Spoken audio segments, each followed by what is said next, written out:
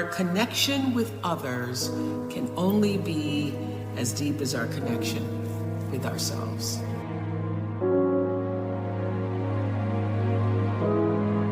There perhaps is no time in recent memory when it's more necessary to actually cultivate empathy and connection in order to make sense of the profound changes that we're all undergoing.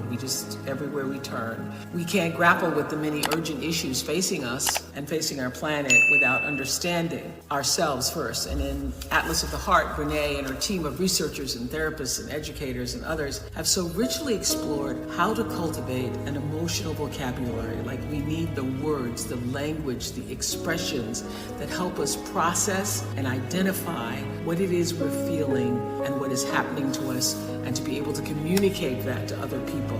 And what they've discovered is that without that, we won't find the solid ground within us that gives us the courage and the confidence to embrace love, to embrace happiness and our own vulnerability, to face and transcend our pains, or to navigate the great uncertainty that is the human condition. So in Brené's words, she says, with an adventurous heart and the right maps, we can travel anywhere and never fear losing ourselves, even when we don't know where we are. I just love that. The solid ground, the anchor we're searching for, is connection, and it is within each of us. But to forge meaningful connections with others, again, we have to first connect with ourselves. And I know we're doing a lot of connecting this week with family and friends. We have to establish a common understanding of the language of emotions and human experience in order to do that. So as you're trying to figure out, what do I do? How should I do it? First of all, I will say this, that when you don't know what to do, my girls have heard this over 100 times. When you don't know what to do, you do nothing. You get still until you do know. Because when you have to ask everybody else, should I do this, should I? And that's whether it's buying a pair of shoes or going with a guy, buying a house, taking a job, should I?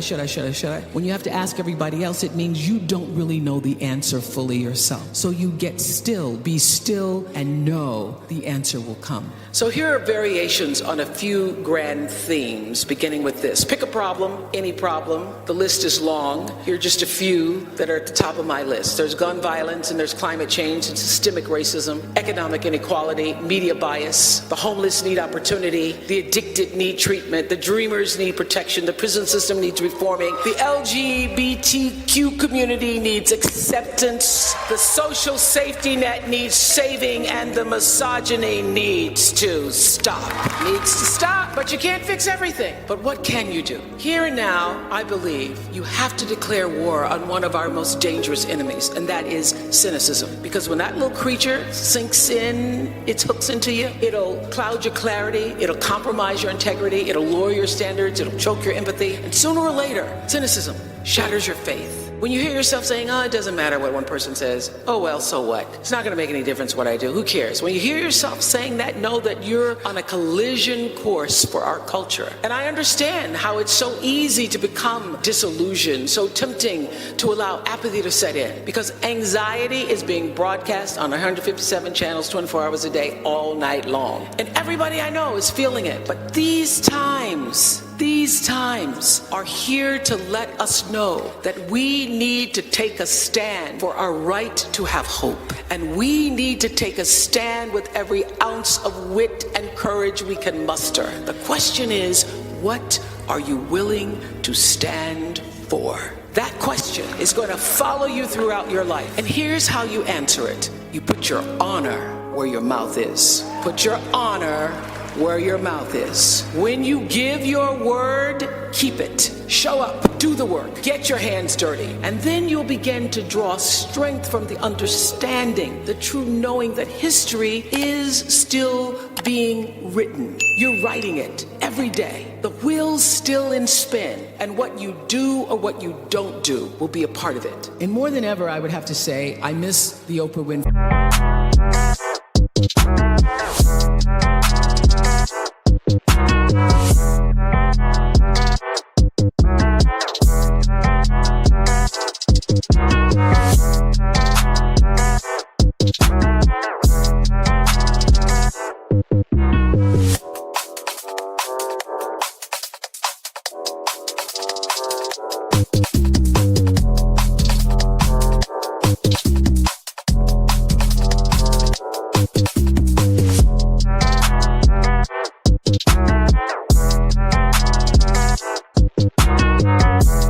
show. I chose to let it go. I felt that I'd said everything I needed to say after 25 years, and I wanted it to be my decision when I let it go. But I will say this past year, and now more than ever, I miss it because I miss the opportunity for the spirit of constructive engagement that platform offered. So 2 weeks after the election last year, I went to a diner in Queens for Oprah magazine with a group of women. Half of them were Trump supporters, half of them were Hillary supporters. Nobody wanted to come to breakfast. I was like, it's gonna be some great croissants. We're gonna have some nice jams, ladies. Nobody wanted to sit down and have the croissants. So everybody came in the room all tight and hardened. And so I was able to, they were like, well, I've never been this close to these Hillary elitists. I've never been this close. And there other people were saying, well, I never sat this close to Trump supporter before, but we're gonna do it. I will tell you, after 2.5 hours, I had those women not only eating croissants, sitting around the table, listening to each other's stories, hearing both sides. And by the end, they were holding hands, exchanging emails and phone numbers, and singing Reach Out and Touch. We're all pretending to be Diana Ross, which means it's possible, it can happen. So I want you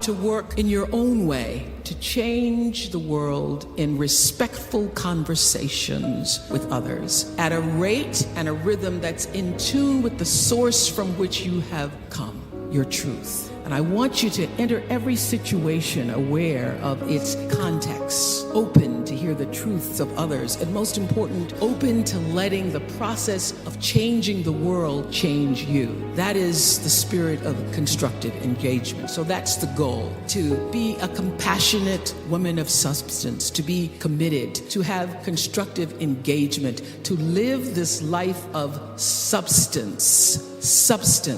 What I know for sure is if you focus on the substance, the success will come. These past few weeks, I've been thinking a lot about Adele and our one night only conversation that we had for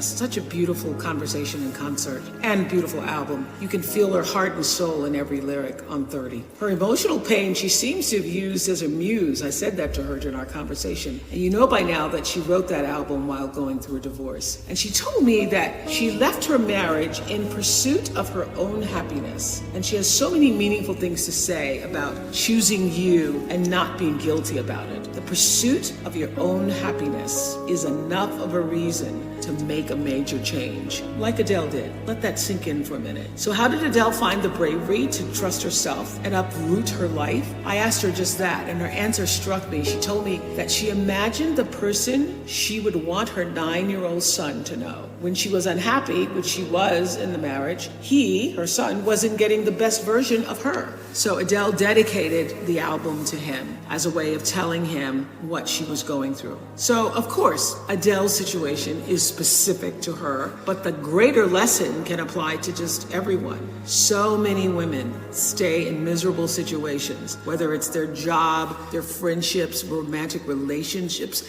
and even encounters with family members because they don't feel they have the strength or the right to let go. They might feel scared to